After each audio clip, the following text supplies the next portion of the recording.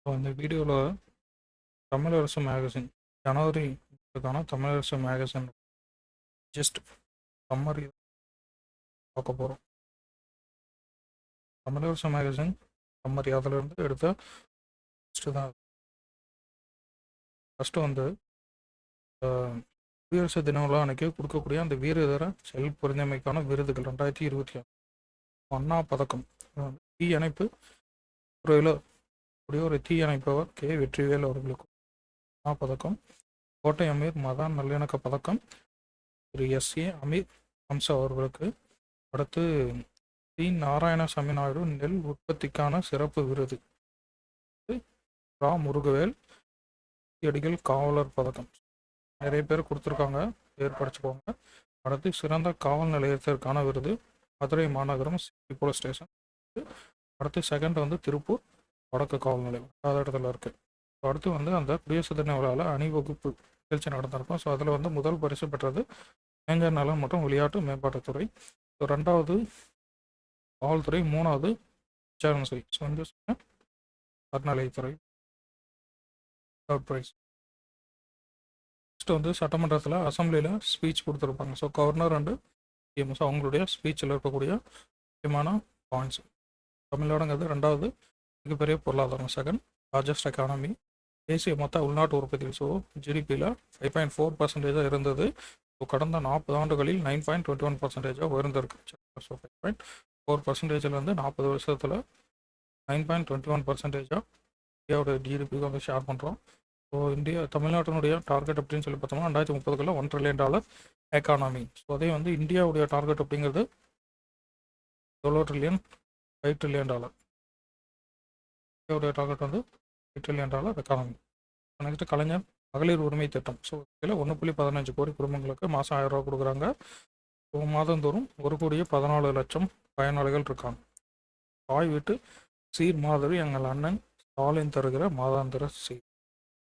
மகளிர் விடியல் பயணம் தொடங்கினது 7/5/2021.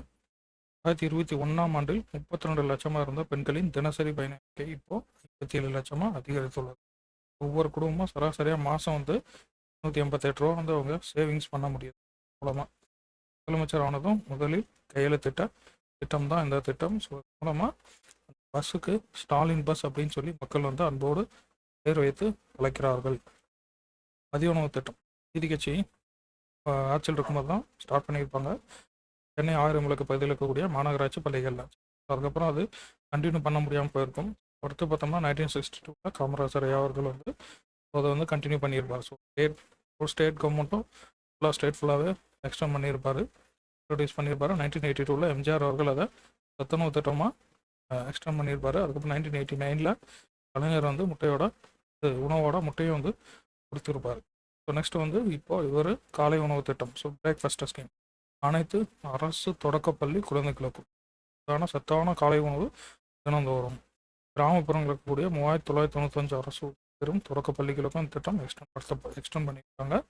இப்போ வந்து மாநிலத்தில் இருக்கக்கூடிய 34,987 தொடக்க பள்ளிகளில் 7.53 லட்சம் பள்ளி குழந்தைகளுக்கு காலை உணவு வந்து கொடுத்துட்டு வரப்படுகிறது. அரசு பள்ளி மாணவர்களுக்கு தொழில்முறை படிப்புகளில் 7.5% இடஒதுக்கீடு வந்து நடைமுறைப்படுத்திட்டு இருக்கு கவர்மெண்ட். ராமபிரதாமையார் உயர்கல்வி உறுதி திட்டம். ஸோ அதான் வந்து புதுமை பெண் திட்டம்.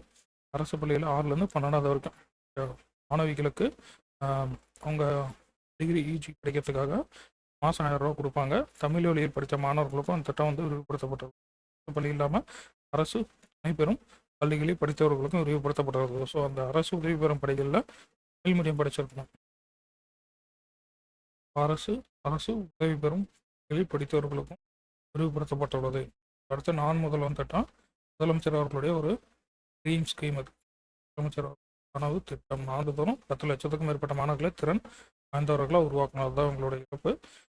தொழில்நுட்ப கல்லூரிகள், அதுக்கப்புறம் தொழில்நுட்ப பயிற்சி நிறுவனங்களுக்கும் திட்டம் எக்ஸ்டெண்ட் பண்ணி. அடுத்து வந்து விளையாட்டு வீரர்களுக்கு கவர்மெண்ட்டில் 3% ரிசர்வேஷன் கொடுக்குறாங்க. மருத்துவர்கள் மற்றும் பொதுமக்கள் விகிதம் இப்போ ப்ரெசென்ட்டாக இருக்கக்கூடிய 25:1000. ஸோ 1000 பொதுமக்களுக்கு 25 மருத்துவர்கள் இருந்து இருக்காங்க. ஆண்டுதோறும் 15 லட்சம் நபர்கள் தமிழ்நாட்டில் உயர்தர சிகிச்சைக்காக வராங்க வெளிநாட்டிலேருந்து. சரி, வெளிநாடுகள்லேருந்து வரக்கூடிய 15 லட்சம் நபர்கள். அந்த அளவுக்கு தமிழ்நாடு வந்து இந்தியாவுடைய மருத்துவ தலைநகரமாக திகழ்கிறது. மக்களை தேடி மருத்துவம் திட்டம். ஸோ இது வந்து 2024 ஆண்டுக்கான இந்திய நாடுகளின் முகமைகளுக்கு இடையேயான விருது. ஸோ அந்த விருது வந்து மக்களை தேடி மருத்துவம் திட்டத்துக்கு கொடுத்துருக்காங்க. காப்போம் நம்மைக்காக 48 திட்டம். விபத்து நடந்த 48 மணி நேரத்துக்குள்ள கட்டணம் இல்லா அவசர சிகிச்சை வழங்கக்கூடிய திட்டம் இது. ஸோ இதனுடைய உச்ச வரம்பு 1 லட்சத்துலேருந்து 2 லட்ச ரூபா இப்போ உயர்த்தப்பட்டுள்ளது. ஸோ 2024 ஆண்டு தமிழ்நாடு ஆதி திராவிட மற்றும் பழங்குடியினருக்கான மேம்பாட்டு சட்டம். ஸோ ஆக்டை கொண்டு வந்திருக்காங்க. ஸோ இதுபடி மக்கள் தொகை விகிதாச்சாரத்துக்கு ஏற்ப உரிய நிதி ஒதுக்கீடு செய்யணும். இந்த நிதி முழுமையாக செலவிடுவதற்கும் வழிவகை செய்யும் சட்டம். அடுத்து அயோத்திதாச பண்டிதர் குடியிருப்பு மேம்பாட்டு திட்டம். சரிங்களா. ஸோ ஆதி திராவிட குடியிருப்புகளை மேம்படுத்துறதுக்காக அரசு தொடங்கிய ஒரு சிறப்பு திட்டம். அடுத்து தொல்குடி திட்டம் அப்படிங்கிறது பழங்குடியினருக்காக. சரி, இது வந்து எஸ்ஐக்காக அயோத்திதாச பண்டிதர் குடியிருப்பு மேம்பாட்டு திட்டம் எஸ்ஐக்காக கொண்டு வந்திருப்பாங்க. சரிங்களா. ஸோ தொல்குடி திட்டம் பழங்குடியினர் வசதியான அடிப்படை வசதிகளை வழங்கணும். அடுத்து அண்ணல் அம்பேத்கர் தொழில் முனைவோர் தொழில் முன்னோடி திட்டம். சரிங்களா. ஸோ வணிகம் மற்றும் தொழில் முன்னெச்சரிக்கைகளை ஊக்குவிக்கும் வகையில் தொழில் தொடங்குவதற்கான மூலதன மானியம் வட்டி மானியம் கொடுக்கக்கூடிய திட்டம் தான் அண்ணா. அடுத்து சிஎம்ஆர்ஐஸ் முதலமைச்சரின் சமூக பொருளாதார மேம்பாட்டு திட்டம். சிஎம்ஆர்ஐஸ் அப்படின்னு சொல்லக்கூடியது ஆதி திராவிடர் அண்டு பழங்குடியினர் சமூக பொருளாதார வளர்ச்சி ஊக்குவிக்கிறதுக்காக தொழில் முனைவோருக்கு கடன் உதவி வழங்கக்கூடிய திட்டம். ஸோ இது வந்து 2 பேருக்குமே கொடுப்பாங்க. சாதி வாரிய மக்கள் தொகையை கணக்கெடுப்பு நடத்தணும் அப்படின்னு சொல்லி ஒரு மனதாக ஒரு தீர்மானம் வந்து போட்டிருப்பாங்க. ஸோ யார் நடத்தணும், கவர்மெண்ட் ஆஃப் இந்தியா நடத்தணும் அப்படின்னு சொல்லி இந்த தீர்மானம் வந்து போட்டிருப்பாங்க. ப்ளஸ் வந்து இப்போ கண்டக்ட் பண்ணுறப்போ அதோட கேஸ் சென்சஸும் கண்டக்ட் பண்ணணும் அப்படின்னு சொல்லி தீர்மானம் போட்டிருக்காங்க.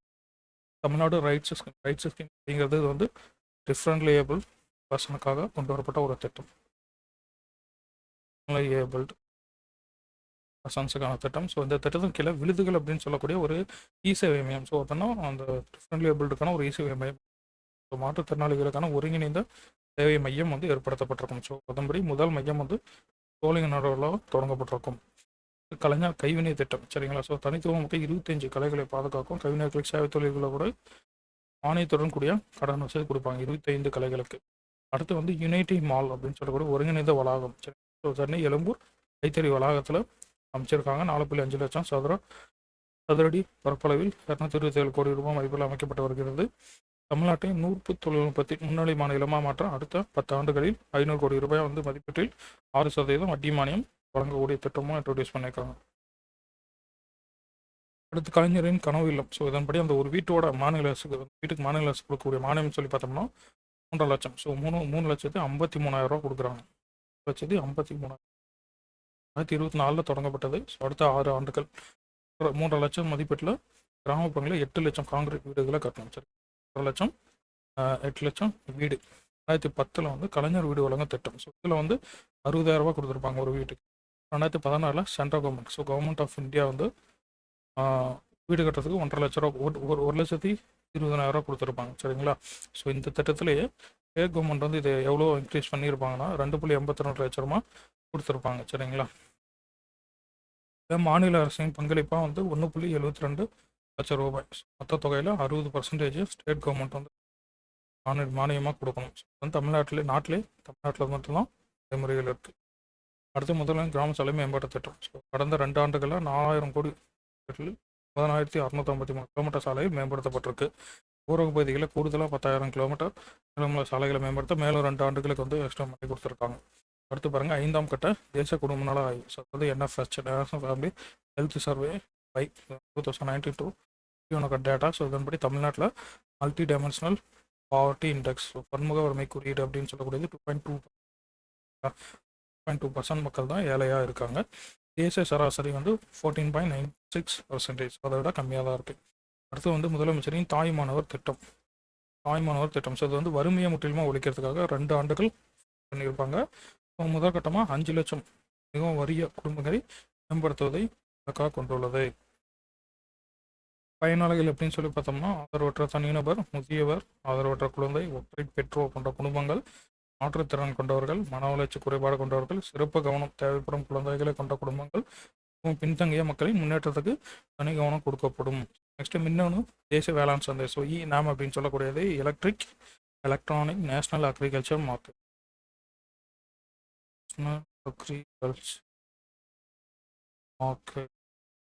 நம்மோட இது வரைக்கும் 157 ஒழுங்குமுறை விற்பனை கூடங்கள் வந்து அதோட இன்டகிரேட் பண்ணப்பட்டிருக்கும். அடுத்து வந்து தமிழ்நாடு சிறுதானிய இயக்கம் சிறுதானியங்கள் உற்பத்தி அதிகரிக்கிறதுக்காக 206 கோடி ரூபாய் மதிப்பீட்டில் மண்ணூர் காத்து மண்ணூர் காப்பம் திட்டம் 206 கோடி ரூபாய் ஒதுக்கப்பட்டிருக்கும். நெக்ஸ்ட் அத்திக்கடவு அவிநாசி திட்டம் மதிப்பு 1916 கோடி ரூபாய். 916. ஈரோடு, கோயம்புத்தூர், திருப்பூர் இந்த மாவட்டங்களில் 24,468 ஏக்கர் நிலங்கள் பயன்பெறும் வகையில் 1045 ஏரிகள் குளங்களுக்கு பவானி ஆற்றிலிருந்து உபரி நீர் 1.5 டிஎம்சி அந்த உபரி நீரை வந்து இங்கே சேனல் பண்ணக்கூடியது அத்திக்கடவு அவிநாசி. நெக்ஸ்ட் வந்து தமிழ்நாடு நெய்தல் மீட்சி டிஎன் ஷோ தமிழ்நாடு ஷோ திட்டம். ஸோ 5 ஆண்டுகளில் 1675 கோடி ரூபாய் செலவில் செயல்படுத்தப்படுகிறது. ஸோ நோக்கம் என்னன்னா கடலோர பல்லு பெருக்கம் வடக்கு மேம்பாடு கடலோர பகுதிகளின் மாசு கட்டுப்பாடு வந்து இந்த நெய்தல் மீட்சி இயக்கத்தினுடைய நோக்கம்.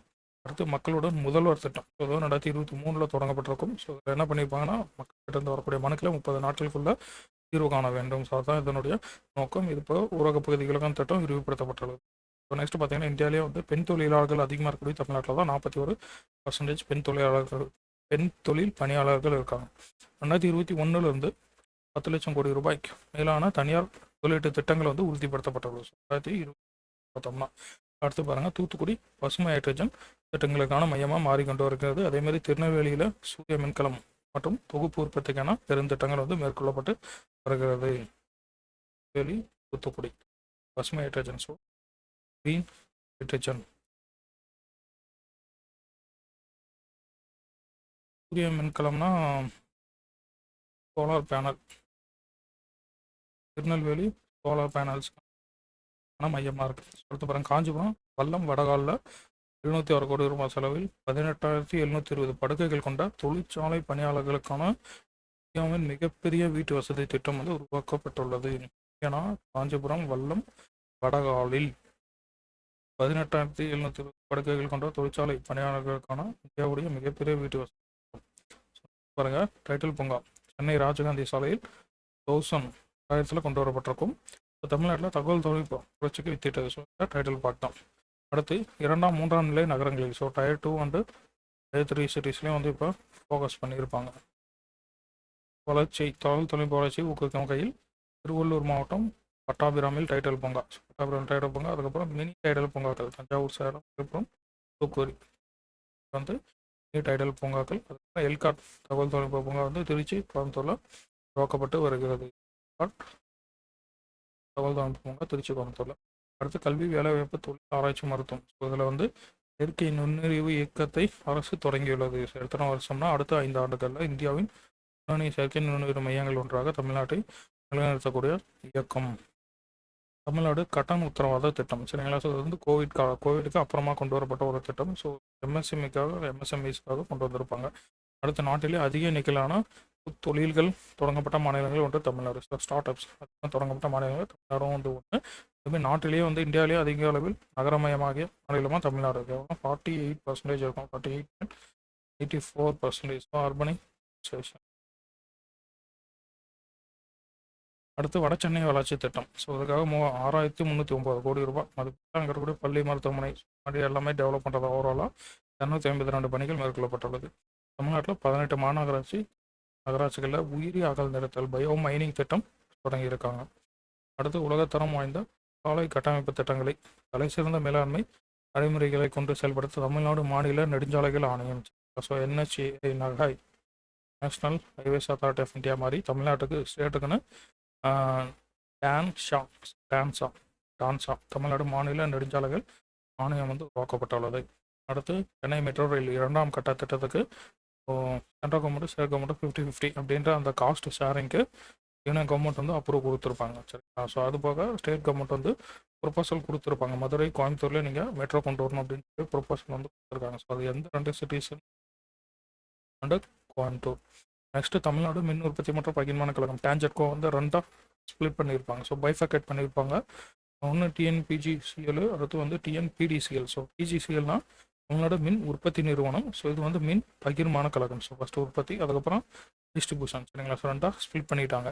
அடுத்து வந்து பார்த்திங்கன்னா புதுப்பிக்கத்தக்க எரிசக்தி ஊக்குவிக்கக்கூடிய வகையில் தமிழ்நாடு பசுமை எரிசக்தி நிறுவனம் டிஎன்ஜிசிஎல் கிரீன் எனர்ஜிக்குன்னு சொல்லி ஒரு கார்பரேஷன் தனியாக கொண்டு வந்திருக்காங்க. சரி, 2021ஆம் ஆண்டு மின்னகம் அப்படின்னு சொல்லக்கூடிய அந்த மின் நுகர்வோர் சேவை மையமும் வந்து தொடங்கப்பட்டது 2021. அடுத்து பாருங்க, ரீசெண்டாக அந்த ஃபிஞ்சல் புயலில் தமிழ்நாட்டினுடைய 14 மாவட்டங்கள் பெரும் சேதம் பாதிப்படைஞ்சிருப்பாங்க. அதுக்காக உடனடிய நிவாரணமாக அரசாங்கம் 2000 ரூபீஸ் வந்து கொடுத்துருப்பாங்க. அடுத்து வந்து டாக்டர் அரவிந்த் பனகாரியா தலைமையில் 16வது நிதிக்குழு ஃபினான்ஸ் கமிஷன் போட்டிருப்பாங்க. ஸோ அவங்க வந்து தமிழ்நாட்டுக்கு வந்தப்போ தமிழ்நாடு அரசு வந்து அவங்ககிட்ட கோரிக்கைகளை முன் வச்சிருப்பாங்க. என்ன சொல்லியிருப்பாங்கன்னா, மாநிலங்களுக்கான நிதி பகிர்வு 50% உயர்த்தாங்க. முதியோர் மக்கள் தொகை அதிகரிக்கிறதுனால ஸோ அதிகமான நிதி ஆதாரங்களை கொடுக்கணும் அப்படின்னு சொல்லி அவங்க வந்து கோரிக்கை வச்சிருப்பாங்க. நெக்ஸ்ட் வந்து ஆதிச்சநல்லூர், சிவகலை, கொர்க்கை, ஸோ இந்த 3 இடங்கள்லையும் மேற்கொள்ளப்பட்ட அந்த அகழ்வாராய்ச்சியை பேஸ் பண்ணி அங்கே இருக்கக்கூடிய அந்த பொருட்களை கொண்டு வந்து திருநெல்வேலியில் ஒரு பொருணை அருங்காட்சியகம் நிறுவ திட்டமிடப்பட்டுள்ளது. அடுத்து ராஜேந்திர சோழனின் கடல் வெற்றி பயணம், அதுக்கப்புறம் அயல்நாட்டு வணிக தொடர்புகளை ஸோ அது போற்றும் விதமாக கங்கை கொண்ட சோழபுரத்தில் ஒரு அருங்காட்சியகம் அமைக்கப்படும். ஸோ மொத்தம் 2 அருங்காட்சியகம். ஊட்டச்சத்தை உறுதிசை அப்படிங்கிற திட்டம். சரிங்களா? ஸோ இது வந்து ஊட்டச்சத்து குறைபாடு இருக்கக்கூடிய அந்த 6 மாதத்துக்கு உட்பட்ட குழந்தைகளுக்கான ஒரு திட்டம். அடுத்து இந்தியாவில் தொழில் நிறுவனங்கள் அதிகமாக வளர்ந்த மாநிலமாக தமிழ்நாடு முதலிடத்தில் உள்ளது. அதேமாதிரி தேசிய கிடங்கு மேம்பாட்டு ஒருங்குமுறை ஆணையம், ஸோ அது கீழே பதிவு செய்யக்கூடிய சேமிப்பு கிடங்குகளின் எண்ணிக்கையிலே தமிழ்நாடு அதிகமாக தான் இருக்குது. அதிக சேமிப்பு கிடங்குகளை பதிவு செய்த மாநிலமும் தமிழ்நாடு தான். ஸோ இந்தியாவில் பணவீக்கம் அதிகமாக இருக்குது. பணவீக்கம்னா இன்ஃப்ளேஷன் வந்து அதிகமாக இருக்குது. இந்தியாவில் இன்ஃப்ளேஷன் அதிகமாக இருக்குது. ஆனால் தமிழ்நாட்டில் பணவீக்கம்ங்கிறது குறைஞ்சிருக்குன்னு சொல்கிறாங்க. ஸோ இந்தியாவில் இன்ஃப்ளேஷன் அதிகமானாலும் தமிழ்நாட்டில் குறைஞ்சிருக்கு. அடுத்து வந்து மனித வளத்தை உருவாக்குறதுல தமிழ்நாடு மகாராஷ்டிரா, குஜராத்தை விட முன்னிலையில் இருக்குது. மனித வளம், ஹியூமன் ரிசோர்ஸ், அதில் குஜராத், மகாராஷ்டிரா விட தமிழ்நாடு வந்து முன்னணியில் இருக்குது. நெக்ஸ்ட் பாருங்கள், ரிசர்வ் பேங்க் ஆர்பிஐ வந்து ஒரு டேட்டா சொல்லியிருப்பாங்க. சரி, 42,720 மனித உழைப்பு நாட்களுடன் அதிக வேலைவாய்ப்புகளை வழங்கிய மாநிலமாக தமிழ்நாடு முதலிடத்தில் இருக்குது. அதிக வேலைவாய்ப்புகளை வழங்கிய மாநிலமாக தமிழ்நாடு முதலிடத்தில் உள்ளது அப்படின்னு ரிசர்வ் பேங்க் வந்து ரிப்போர்ட் கொடுத்துருக்காங்க. நெக்ஸ்ட்டு திருவள்ளுவர் திருநாளை ஒட்டி தமிழ் வளர்ச்சித்துறை சார்பில் விருதுகள் அறிவிக்கப்பட்டிருக்கும். செப்டம்பர் 11 பாரதியாருடைய பிறந்தநாள், மகாகவி நாள் அப்படின்னு சொல்லி கொண்டாடப்படும். இலக்கிய மாமணி விருது, ஸோ விருது புதுசாக இன்ஸ்டியூட் பண்ணப்பட்ட விருது இலக்கிய மாமணி. ஸோ பாருங்கள், இந்த தமிழ் வளர்ச்சித்துறை கொடுக்கக்கூடிய விருது, இது தமிழ் வளர்ச்சித்துறை கொடுக்கக்கூடிய விருது. ஸோ அந்த விருதுக்கு வந்து 2 லட்ச ரூபா காசோலை ப்ளஸ் 1 சவரன் தங்கப்பதக்கம் மெடலும் வந்து கொடுக்கப்படும். ஃபஸ்ட்டு திருவள்ளுவர் விருது படிக்கிறாமோ, அண்ணா விருது கணேசன், காமராஜர் விருது தங்கபாலு, பாரதியார் விருது கபிலன் அவர்களுக்கு, பாரதிதாசன் பொன் செல்வ கணபதி, கவிதை பேரொளி, அடைப்பேர் அந்த டைட்டில்ஸும் நல்லா ஞாபகம் வச்சுக்கலாம்.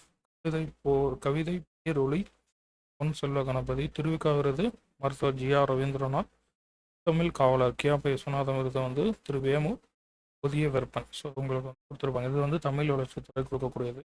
அடுத்து 2 விருது, இது வந்து ஆதி திராவிடர் மற்றும் பழங்குடியினர் நலம் கொடுக்கக்கூடியது.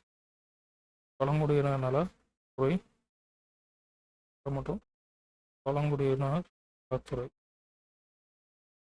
இதுக்கு இந்த விருதுக்கான பரிசு வந்து 5 லட்சம் ரூபாயும் 1 சவரன் தங்கப்பதக்கம். ஸோ அதன்படி பெரியார் விருது விடுதலை ராஜேந்திரன், அம்பேத்கர் விருது நாடாளுமன்ற உறுப்பினர் ரவிக்குமாருக்கு வந்து கொடுத்துருப்பாங்க. சரி, அடுத்து வந்து முத்தமிழ் கலைஞர் விருது வந்து 2024 தான் கொண்டு வந்திருக்காங்க இந்த விருது. ஸோ ஃபஸ்ட் டைம் இந்த விருதை வாங்கியவர் வாவாசி. விருதுக்கு 10 லட்ச ரூபா கொடுக்குறாங்க. இதுக்கு 2 லட்சம். ஆதிதிராவிட பழங்குடியினர் நலத்துறை 5 லட்சம் கொடுக்குது. முத்தமிழ் கலைஞர் விருதுக்கு 10 லட்சம் ரூபா, ஒரு 10 போக 1 சவரன் தங்கப்பதக்கம். இருத்தொரு சமூக நீதி போராளிகளுக்கு மணிமண்டபம் வந்து கட்டப்பட்டிருக்கும். இந்த முதலமைச்சர் தான் போய் ஓப்பன் பண்ணி வச்சிருப்பாரு. 8/1/2025 அன்னைக்கு விழுப்புரம் வழுதரட்டி கிராமத்தில் வந்து தொடங்கி வச்சிருப்பாரு. 5 கோடி 70 லட்சம் ரூபாய் மதிப்பில். சமூக நீதி போராளிகள் 21 பேர் அப்படின்னா அவங்க வந்து அந்த இடஒதுக்கீடு கோரி போராடும் போது காவல்துறையினரால் சுட்டுக் கொல்லப்பட்டிருப்பாங்க. 1987 செப்டம்பர் 17ஆம் தேதி நடக்கப்பட்டிருக்கும் இந்த போராட்டம். ஸோ இதில் வந்து சுடப்பட்டு 21 உயிர்கள் வந்து இறந்திருக்கும். ஸோ அதுக்கப்புறமா வந்து 1989 மிகவும் பிற்படுத்தப்பட்டோர், ஸோ எம்பிசி அப்படின்னு சொல்லி ஒரு பிரிவு வந்து உருவாக்கப்பட்டு, ஸோ அதில் 20% இடஒதுக்கீடு வந்து வழங்கப்பட்டிருக்கும். ஸோ அந்த போராளிகளுடைய அங்கீகரிக்கிற விதமாக மணிமண்டபம் வந்து கட்டியிருப்பாங்க. சரிங்களா. நெக்ஸ்ட்டு வந்து சென்னை சங்கமம், நம்ம ஒரு திருவிழா அப்படின்னு சொல்லக்கூடியது 13/1/2025 அன்னைக்கு வந்து தொடங்கப்பட்டிருக்கு. எங்கன்னா கீழ்ப்பாக்கம் பெரியார் ஈவேரா நெடுஞ்சாலையில் இருக்கக்கூடிய ஏகாம்பரநாதர் ஆலயத்திடலில். சரிங்களா. மொத்தம் 18 இடங்கள்ல 14 முதல் 17/1/2025 வரை 4 நாட்கள் வந்து மாலை 6லேருந்து இரவு 9 மணி வரைக்கும் இந்த சங்கமம் விழா வந்து நடந்திருக்கும். இதில் வந்து நிறைய கலை நிகழ்ச்சிகள்லாம் நடத்தியிருப்பாங்க.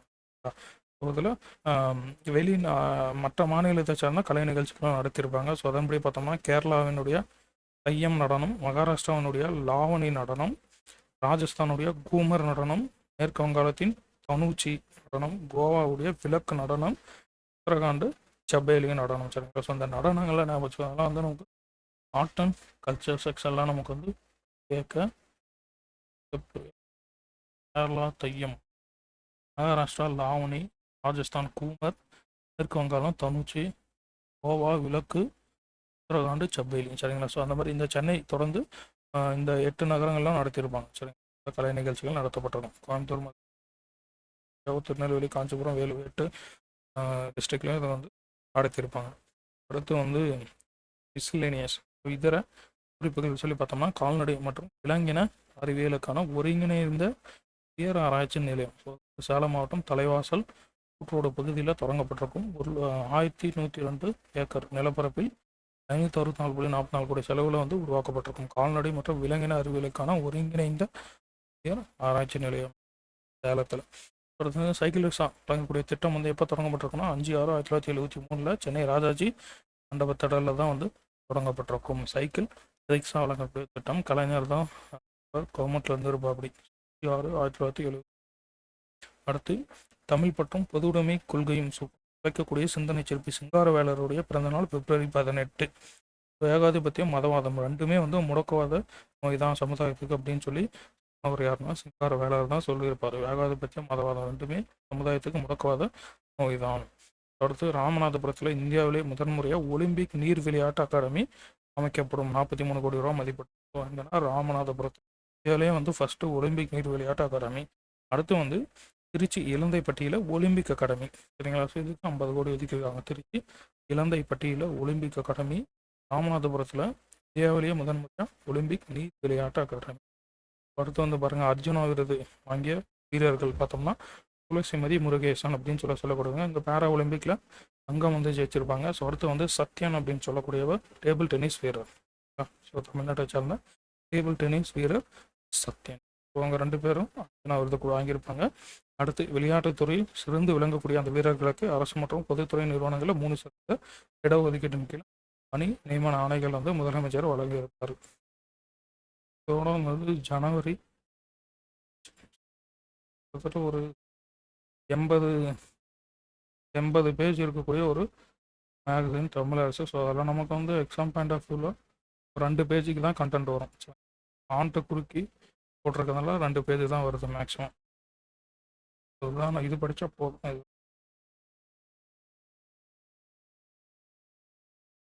சரிங்க. தேங்க்யூ.